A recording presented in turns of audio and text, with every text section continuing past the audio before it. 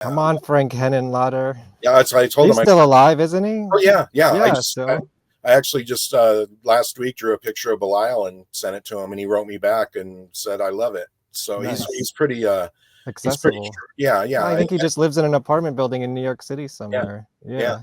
I may have like crossed paths with him and not even know, you know. Yeah, you wouldn't even know. He's just this weird, funny old guy. And, you know, every time I do like a Frankenhooker or Elmer or something, I'll send him a picture of that. And then he'll always give me a thumbs up or say, I love it. And at one point I said, hey, I want to make some prints and stickers of this. Can I, you know, license the image or whatever? He was like, yeah, don't worry about it. Nice. Okay. And I got his address and I think I sent him some prints or something of it. So, but yeah, Basket Case is one of my favorites. And so is Frankenhooker. I forget her name. I'm going to look it up right now. I should know her name. Beverly Bonner. Oh, Beverly Bonner. Yes. She died a couple of years ago. Oh, she did. Okay. Yeah. But it was so weird. I actually responded to an ad she put on Craigslist once for a videographer.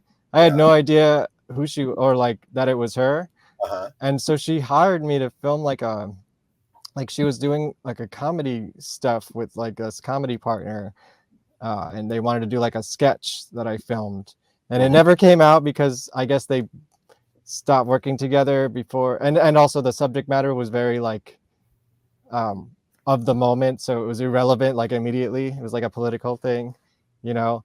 Right. But it was, she actually hired me to film something for her once, and I was like, oh my god, it's the girl from Basket Case, like, and all his movies. She's in all of his movies. Yeah, she makes an appearance. She's just like I said, she's great because every time I watch Basket Case, she just cracks me up. She's this the over the top acting of all those people in that movie just makes it so great.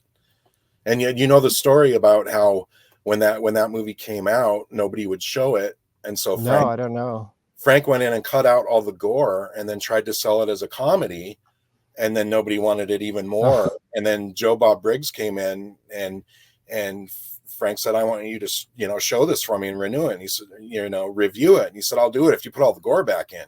So he put all the gore back in, and Joe Bob Briggs showed it at some theater in New York. And it ended up playing there for years after that. It became so popular.